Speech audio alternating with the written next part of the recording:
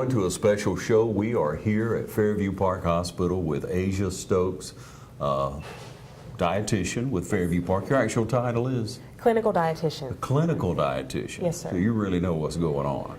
I'd like to think so. All right, Asia, thank you so much for the opportunity to be able to come to the people in our viewing area and who watch us online. And tell them a little bit about what a dietitian is and how we'll be able to help them through your advice, through your knowledge and expertise with their diet, because it's so vitally important. You know, we all heard, I guess, growing up, Asia, that if you eat right, yes, exercise, and don't smoke, and I don't know if it's all in that correct order, but you know, then you'll lead a healthier lifestyle. Absolutely. And it's all about discipline. It's all about creating that lifestyle and agreeing to do it. And so we want to talk to you a little bit about today, but as the series will progress, first of all, we want to let everybody know about you, Asia. So sure. Asia Stokes, clinical dietitian, Fairview Park Hospital. How did you come here? Well, I did my bachelor's degree in culinary arts, actually, at Mississippi University for Women. Initially, I wanted to be a chef, but then I went on to get my master's at Mississippi State University, and I got my master's in nutrition.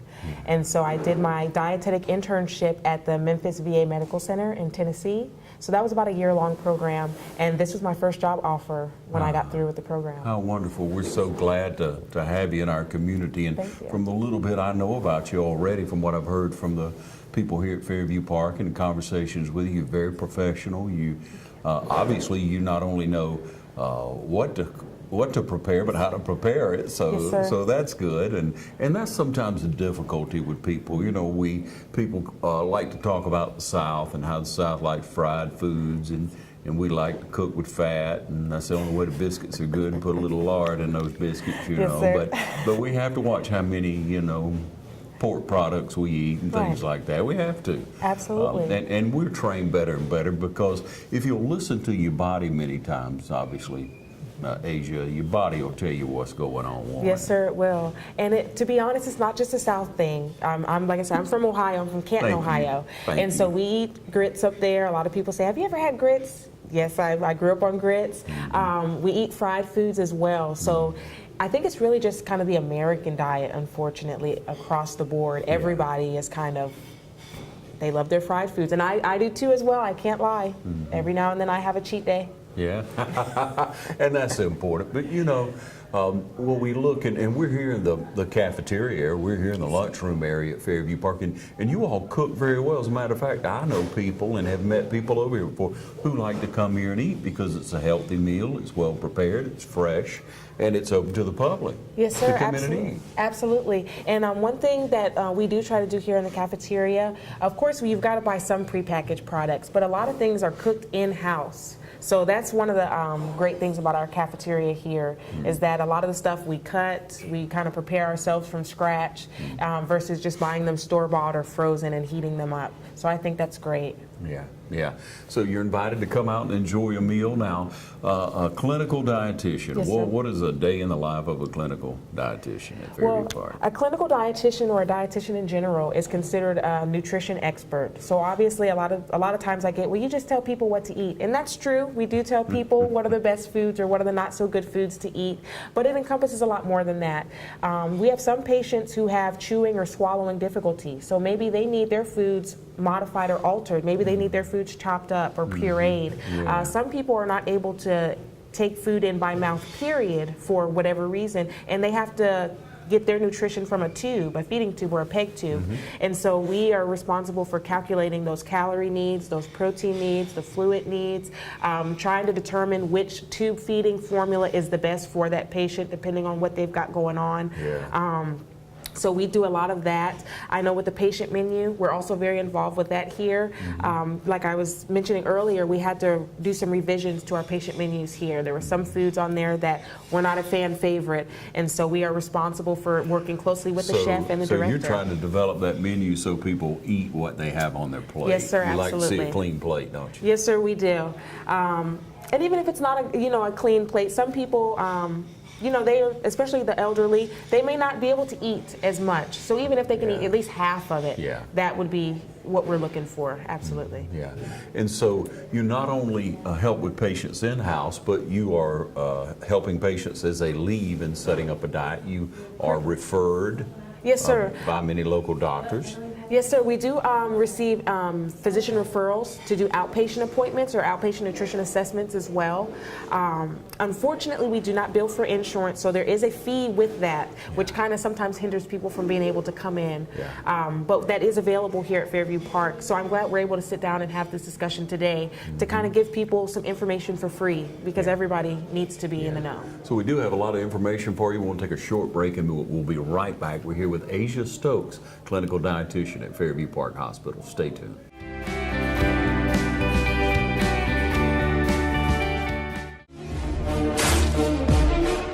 Fairview Fitness Center, open 24/7 with staffed hours available every day.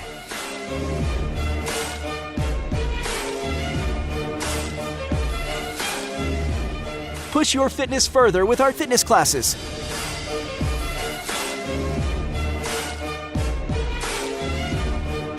Join today and see the benefits of a healthy life.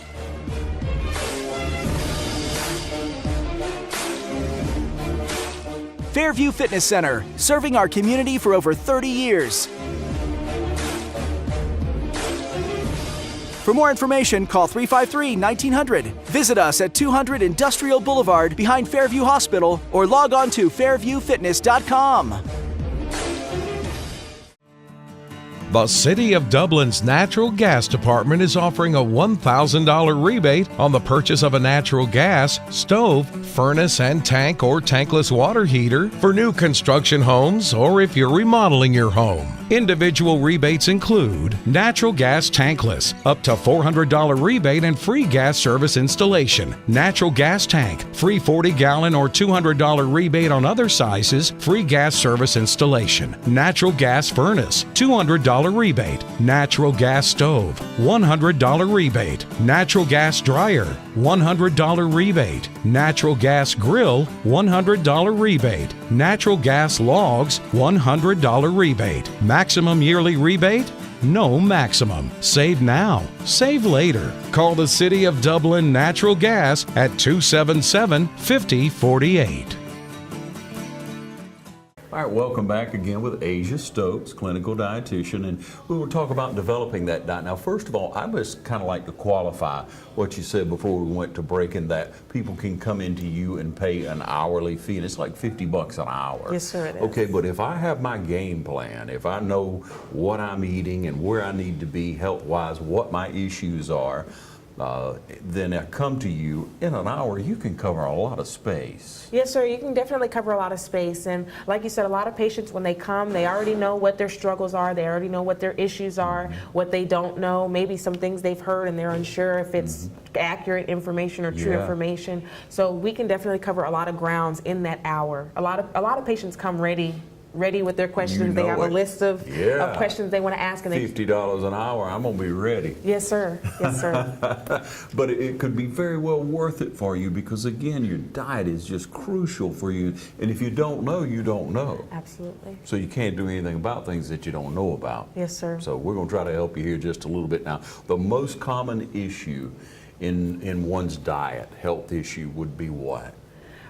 I see a lot of diabetes, and I also see a lot of heart disease as well. So cardiac and diabetes are kind of two of the big ones that stand out at this time. Okay, I'm going to take a deep breath right there, because diabetes and pre-diabetes, I guess you would say, someone who is disposed to diabetes, has a family history, you know, grandma, grandpa, mama, daddy, uncle, somebody close to them has diabetes. Yes, sir. And gosh, there's so many issues that can develop from that. So where do we start with that? Well, we start, like you said, definitely family history it plays a big part in that. If you have a mother or a grandmother who has had diabetes, then obviously you're going to be predisposed as well. And so we do have a lot of borderline diabetics as well who will come and say, I'm on the borderline. The doctor says, you know, one more cheeseburger and I'm a diabetic. What can I do to prevent this? I want to prevent this. And so you know, that's a lot of places. That's a lot of times where the starting point is. A lot of times we do get patients who are newly diagnosed and they're 60 years old and they just found out that they're diabetics. And I've been eating this way the past, you know, 30, 40 years, and now I have to just completely uproot those habits and redo, you know, start anew. And so that can definitely be trying for those patients. And so our job is to kind of help ease that transition and try to ease some of those anxieties that they may have about making those major life changes. So I guess most of us don't change until we have to change. Unfortunately, a lot of people don't change until, like you said, they have to, or sometimes until it's too late. And sometimes a foot is being amputated before they finally wake up and say, okay. And it happens all over. Yes, sir. It's not just the South. I must stress that it's not just the South. It's everywhere. Yeah, but so let's talk about that now. Let's go ahead and try to give up that cheeseburger every day or whatever we have to. Let's figure that part out for people who are out there. Now, what are the basic parameters that we would put around someone who says, Mama's got diabetes? I gotta think ahead. Absolutely. What do? You look, you say, you know, I'm having a little trouble tying my shoes. I better try to shake some weight off. You know, and the best way, I don't know, it's kind of a catch-22 to me, but you'll straighten me out here. Is it more important to exercise? Is it more important for the diet? Neither one of them would really be easy to start out with, or is it crucial for both? It's very crucial for both. You know, you can eat right all day long, but if you're sitting on the couch 20 hours of the day out of 24 hours, you're not doing anything with that energy. So that energy is just sitting and it's being stored and it's piling up. You know, if you're eating whatever you want to, but you're exercising, you're exercising, but the quality of food that's going into your body is kind of working against that exercise that you're performing. So they really go hand in hand. They go hand in hand. That's just the bottom line. So let's frame up a diet for someone. Let's just talk in generalness, generalities. Okay, I'm a whatever, 30, I'm a 25, I'm a 40-year-old person, and I'm realizing, hey, you know, I need to trim off 10 pounds. Yes, sir. Do I go by the chart, or do I just listen to my own body? You know, the chart on weight, man, that's a little rough on some of us now. Yes, sir. Now the chart is really just general information, you know, for the general public.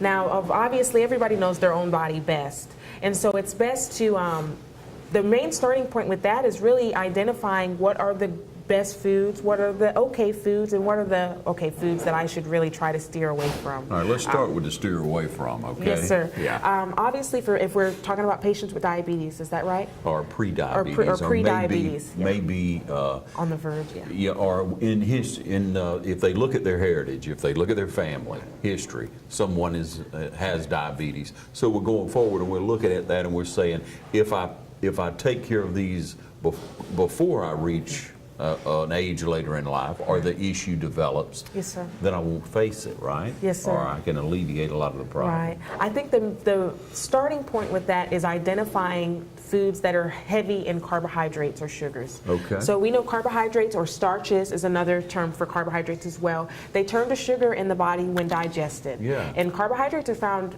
everywhere, just about in everything. So I think the starting point is identifying what those foods are. Those foods are, of course, bread, cereal, pasta, rice. A lot of people don't know, but fruit is also a carbohydrate food source. If you think fruit is naturally sweet, so it's a natural source of sugar, which is a lot better than the man-made added sugar that's in the sodas and the high fructose corn syrup. But keep in mind, fruits are a sugar source or a carbohydrate source. You also have such thing as starchy vegetables and non-starchy vegetables.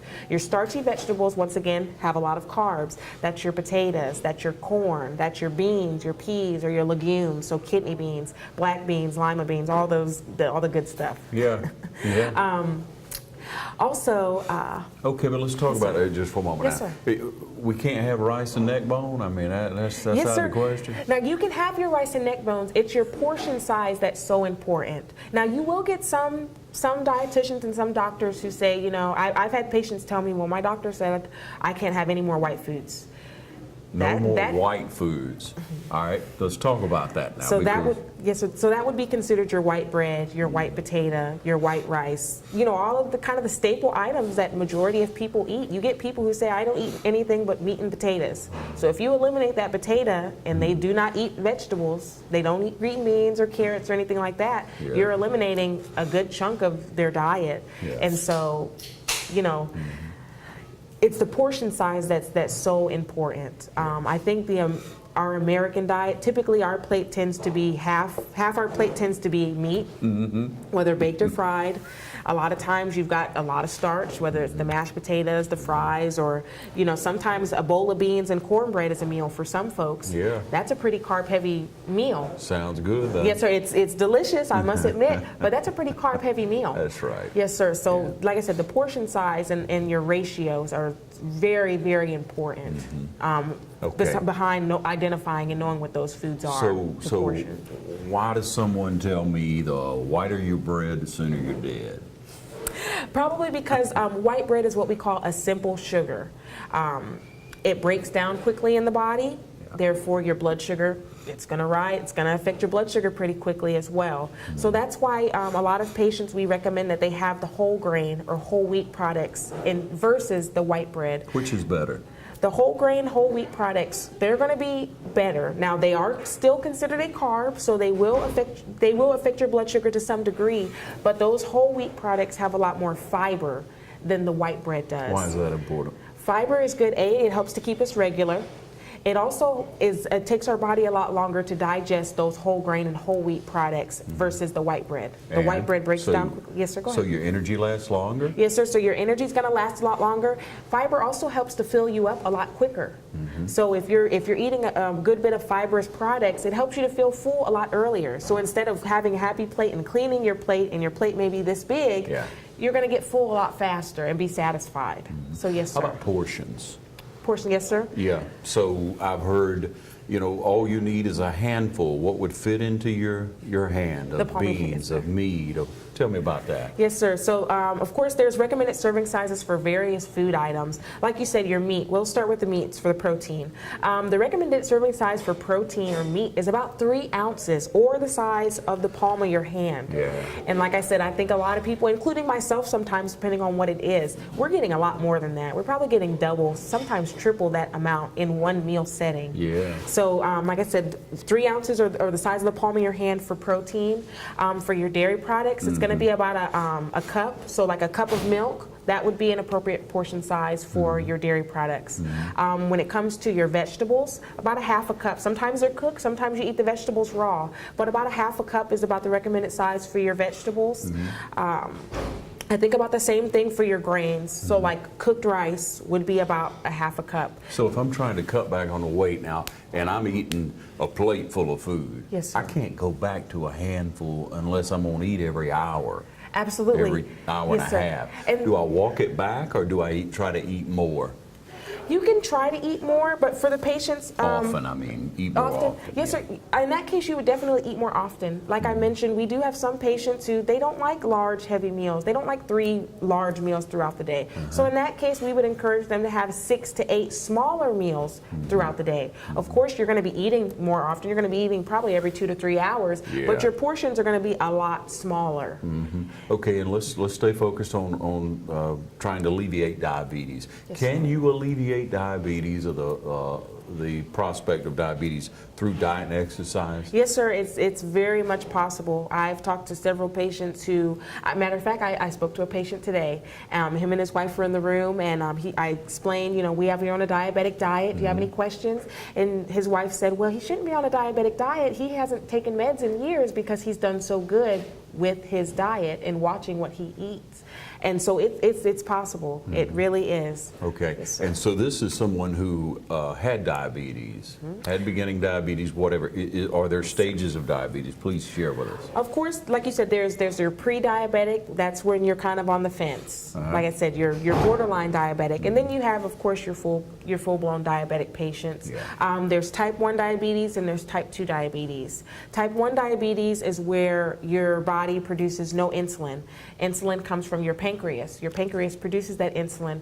Insulin works to get that glucose or the sugar into your cells. Carbohydrates are the main fuel source that our body uses throughout the day. Yes, we need protein. Yes, we also need fat as well. But carbohydrates is the main energy source that we use. You say pancreas. How do I care for my pancreas? What can I do to, you know, how you clean your liver? You know, you go through these washing systems that some people do. But how do I take care of my pancreas? Is there something I can do? Yes, sir, definitely. Watching, like I said, the fats. Now, there's such thing as good fats, and there are such thing as bad fats. Your bad fats are going to come from your saturated fats and your trans fats. Yeah. So a lot of these bakery items, like the good cakes and the pastries and donuts, the candy bars, those items contain a lot of that saturated fat or bad fat. Yeah. When you deep fry chicken, there's loads of saturated fat, and through that frying process, trans fats are also, you know, those type of things can be produced as well. Okay. So try to be sure you're getting a higher ratio of those good fats, which are going to come from your polyunsaturated fats, your monounsaturated fats. How do I get those? So foods like olive oil. If you are going to use fat, instead of using butter or Crisco or lard, use some olive oil or use some canola oil. Using the vegetable spray that comes in the can. It's not the best, but you're only getting a quick squirt versus, you know, that butter. But olive oil. Yes, sir, olive oil. That would be a good source. Avocados are also a good source of fat. Yeah. Peanut butter is also a good source of fat. It's got some salt in it, so if salt is something you need to monitor, of course, watch your peanut butter intake, but peanut butter is a good source of fat. Nuts and seeds, so sunflower seeds, plain unsalted peanuts, if you like, you know, trail mix and things like that, those are going to be good sources of fat. So be sure you get a higher ratio of those fats versus those bad fats to kind of help that. Yeah. And also drinking plenty of water. Water is going to be the best source of hydration as well. How much water should one drink in a day? Does it go by your body size? That's a good question. I think the recommended intake for water is about, what, maybe 8 glasses a day? 8-ounce glasses a day? So don't quote me on that. But, yes, sir. Yeah. But, and a lot of people, 8 ounces of water is like mammoth, but pour it up and drink it all day long, and before you know it, you've drank, you know, 7 or 8 of those, and you'll feel a lot better, and your body will work a lot better, right? Yes, sir. And I must say, I know coffee, a lot of people say, well, coffee's made with water, tea is made with water, and you're absolutely right, it is. Black coffee is said to have health benefits. Now, keyword is black coffee. Yeah. It's said to have good health benefits, having so many cups of that a day. But of course, I know if and when I drink coffee, I'm going to add cream, I'm going to add sugar, I've got to dress it up. You got to learn to drink it black. Yes, sir. If you can drink it black, that would be the best. Yeah. And of course, like I said, with the tea, prefer sweet tea. Now, I must say that's a weakness of mine. I love my sweet tea, but it's got a lot of sugar in it. Sweet tea nowadays is like syrup. That's why you moved to the South right there. You love sweet tea. Yes, so sir. if we look at the pancreas again, I want to identify that again. Now, what besides the food thing, is there anything else that I can do, or are there supplements? Are there things that I can do for my pancreas? I'm not aware of any supplements, but I do know, of course, alcohol. Try to reduce your intake of alcohol, period, because that kind of wears and tears on your liver. It wears and tears on a lot of the organs in the body. But we go back and forth. Eggs were bad for us, and eggs are good for us. Coffee was bad for us, now coffee's good for us. Yes, sir. You know, and I know people lobby for position, but we're talking to a clinical dietitian here, so we're taking your word as a gospel. But then they went to have one drink a day to help you live longer, and they interview the guy who's 107 and, you know, has that one drink of sherry a day, and smokes his one cigar or whatever. But whatever the case may be, how do you feel about that? What is the evidence here and today on alcohol? On alcohol? I think I know when they say have a glass of wine a day, they're referring to red wine. And I think it's those folks in Italy or the Italians who they consume a lot of that red wine. And I believe a glass of red wine a day, I think that does promote good health. Now, I'm not a wine drinker, so that's not something I partake in. But it's the Mediterranean diet. Yes, sir. And the Mediterranean diet it's a very good diet. It's olive oil, like yes, sir. you It's say. the olive oil. It's your fresh fruits and vegetables. I'm sure they probably don't don't fry anything, fish, seafood, those type of things. Yeah. Yes, sir. So that's it's the whole thing. You don't get to pick and choose, right? Yes, sir. Yes, sir. And in regards to eggs, I know you said, 1 minute, and I remember that. 1 minute eggs, I think a few years ago, eggs were bad. Don't eat eggs, and now eggs are good. Everything has its good and everything has its bad. Eggs are a good source of protein. The albumin, or the when you crack an egg and it's got that white clear stuff, that's where the protein is at. The reason why they said eggs are so bad is the yolk. The yolk is where a lot of that cholesterol is. And so, of course, if you think, we eat eggs for breakfast, we eat them, and we also cook with eggs. So if you're baking a lot, if you're making a lot of meatloaf or ground mixed meats, you got a few eggs in those. So it's that yolk that really gets you. And so, like I said, everything has its good and its bad, its pros and its cons. It's just about finding that happy medium. There you go. Moderation is moderation, and that's my favorite word. I'll tell anybody, moderation is my favorite word. What a lot of this boils down to is how much are you eating and how often are you eating it. Very good. Asia Stokes, a clinical dietitian at Fairview Park Hospital. We're going to come back with more information for you in just a moment, so you stay tuned.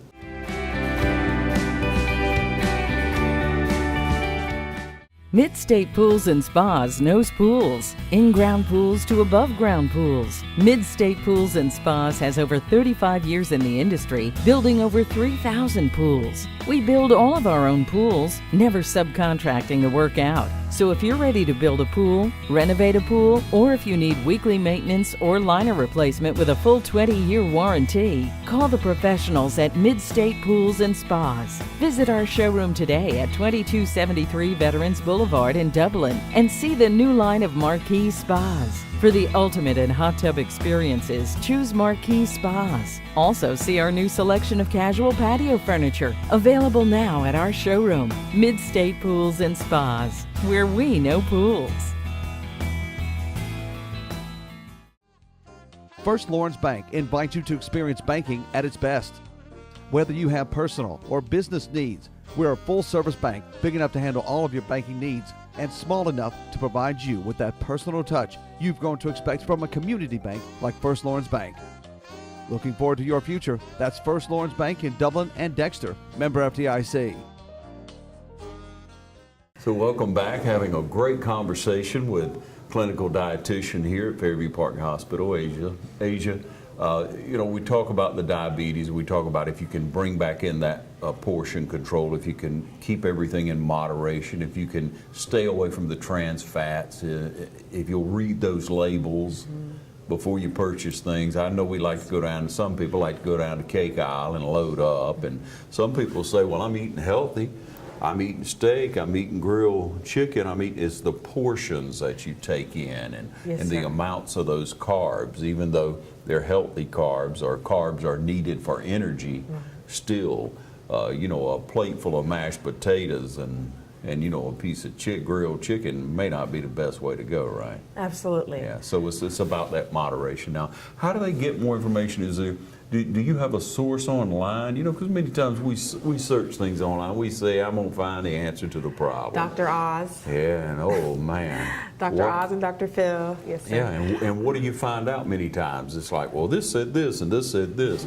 What's a lot of conflicting source? information. Yeah. I know the American Diabetes Association. That's kind of like the guru place for diabetes information and how to live healthy with diabetes. So I would definitely recommend, if you did need more information, the American Diabetes Association is definitely a very good resource to reach out to.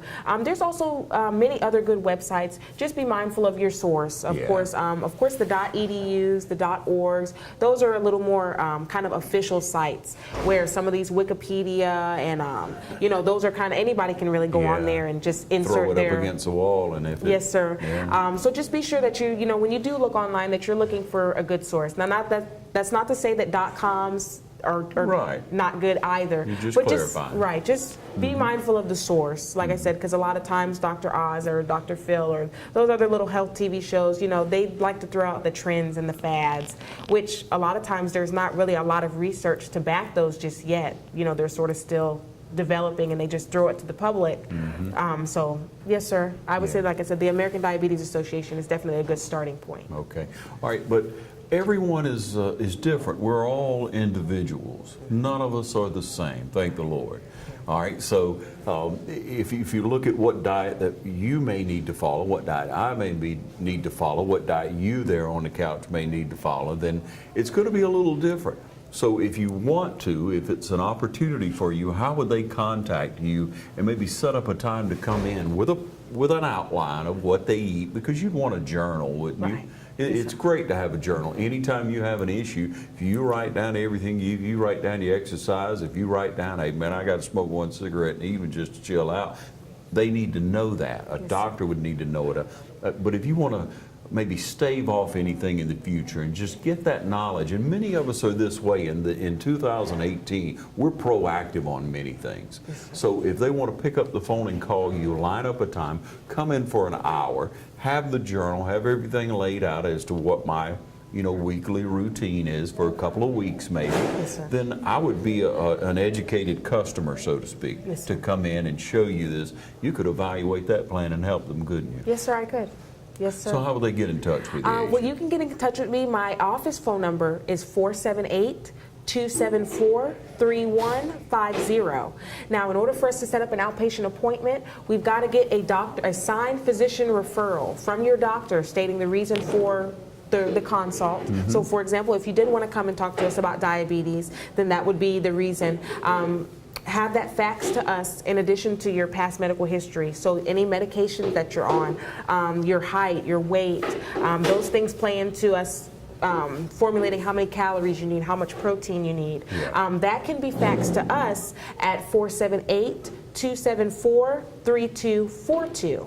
So once again, I just want to give that again. My personal office number is 478-274-3150, and you can fax you can have your doctor fax your information to us at 478-274-3242. And upon receipt of that that signed physician referral and your information, we can then reach out to the patient or the person and set up an appointment. Yeah. Yes, sir. Okay. So you need the doctor's referral, and then Yes, it'll sir. move right along. But Yes, sir. it's important to set up that lifestyle and follow through with it. And so we're glad you shared with us about diabetes, about how to maybe alleviate diabetes in your life. It is possible to curb your health, to bring your health in line to where a healthy lifestyle by changing your lifestyle. It doesn't always have to be with drugs. Absolutely. Yes, sir. That's very important. Yes, sir. It's easy to take a pill to solve a problem. Yes, sir. You change your lifestyle. You don't need that pill. You're not changing your body Absolutely. from an outside source. You're changing it from the within. inside. Absolutely, and I'm glad you brought that up, because a lot of times we do use medication as a crutch. It's sort of a magic pill. Well, I'm going to eat what I want because when I take my insulin or when I take my pill, it'll fix everything. Sometimes it does, and sometimes it doesn't, like you said. And we know medications have a lot of side effects as well. So you may be taking it for one thing and it hurts you in another spot. So absolutely, I think helping to change from within first, and using that medication as secondary, as just something to kind of supplement what needed. you're already doing, if needed. Yeah. Absolutely. Yeah. So listen to your body. Pay attention to what it's saying to you. Lead a healthy lifestyle. And thanks for joining us today. Thank you, Asia Thank you for having me. Stokes. I'm so glad to be here with you today. And you're going to be Thank you. back with us because we want to continue, thanks to Fairview Park Hospital and Asia Stokes, the clinical dietitian here. We're going to continue to look at different ways to lead a healthier lifestyle, to listen to your body. Diet is so crucial. It's so important. And we look forward to the wealth of knowledge you're going to offer us in the future as well. Thanks for sir. joining us today. Thank you for having me. I appreciate it. I really Thank do. you for joining us right here on TV 35.